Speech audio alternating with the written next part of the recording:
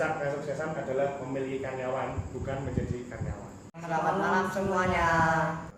Perkenalkan, nama saya Ilham. Dan nama saya Jaya. Di video kali ini kita akan mewawancarai seorang yang berprofesi sebagai koki. Silahkan perkenalkan diri terlebih dahulu. Perkenalkan, nama saya Bima, biasanya disapa Bapak. Mulai pertanyaan pertama. Apa 3 kata yang menggambarkan kepribadian Anda sebagai seorang koki?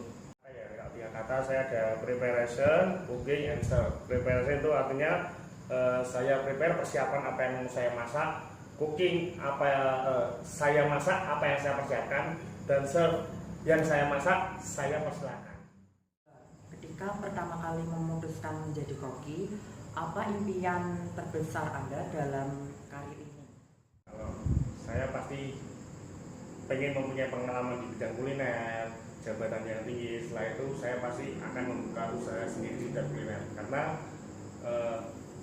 puncak kesuksesan adalah memiliki karyawan, bukan menjadi karyawan. Apa tantangan terbesar yang Anda hadapi untuk mencapai posisi Anda sekarang? Kerja harus lebih giat, prepare harus lebih rapi, kerjanya lebih teliti agar tidak komplain dari para customer. Apa yang membuat Anda tetap bersemangat memasak setiap hari? Tetap semangat ya itu karena saya memasak lebih semangat, lebih giat, lebih banyak, lebih enak. Karena ketika orang merasakan masakan enak, orang pasti senang, saya pun juga ikut senang. Kebiasaan apa yang menurut Anda paling membantu dalam meningkatkan keterampilan masak Anda? Akan lebih awal, prepare lebih awal, agar semua bisa dengan lancar, agar restoran buka nggak ada halangan. Bagaimana cara Anda mengatur waktu di dapur saat sibuk atau menyiapkan banyak hidangan? Adakah trik khusus? Itu lebih mensinkronkan antara indera perasa, peraba, penglihatan, pendengaran, apa yang diucapkan oleh chef, head chef ya, dia mengatakan orderan apa, kita harus prepare apa, tangan juga main, pendengaran main, mata main, kita merasakan apakah rasanya sudah pas, apakah sudah pas, kita keluarkan, berjalan dengan lancar. Siapa sumber inspirasi utama Anda dalam memasak dan menciptakan hidangan? Inspirasi pertama saya pasti dari ibu saya, karena saya bisa masak, saya belajar dari ibu saya yang pertama. Yang kedua pasti dari guru-guru saya ketika saya kuliah memasak. Terus yang saya idolakan pertama orang tua saya pasti.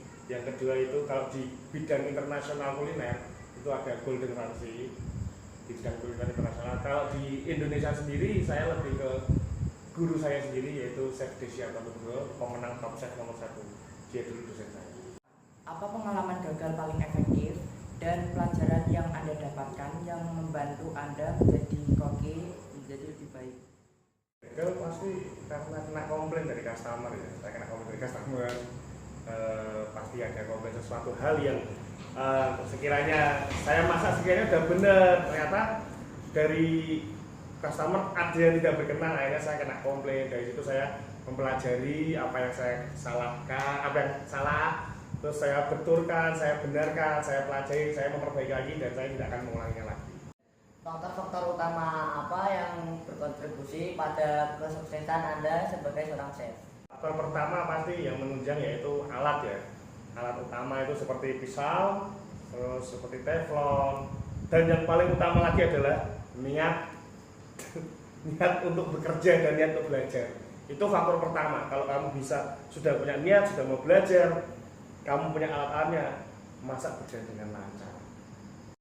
Nasihat apa yang akan Anda berikan kepada diri Anda sendiri saat memulai karir sebagai koki berdasarkan pengalaman Anda? Sebisa mungkin lebih tertib, lebih kooperatif, jadi lebih giat mau belajar. Jadi supaya kita itu bisa mendapatkan kesuksesan di bidang kuliner yang kita inginkan. Karena jujur saja saya juga memang kalau masalah waktu saya memang kurang tertib ya, saya sering terlambat. Cuman ya saya pasti akan memperbaiki lagi supaya bisa gak terlambat, karena waktu itu sangat penting, time is money, seperti itu. Terima kasih atas waktunya oleh Bapak. Sama-sama buat Mas Jaya dan Mas Ilham, buat teman-teman semuanya yang menonton. Semoga semua pertanyaan yang saya jawab tadi bisa menginspirasi kalian semua untuk menjadi orang yang lebih baik dan lebih giat belajar agar bisa menjadi profesi yang kalian inginkan. Goodbye, see you and good night.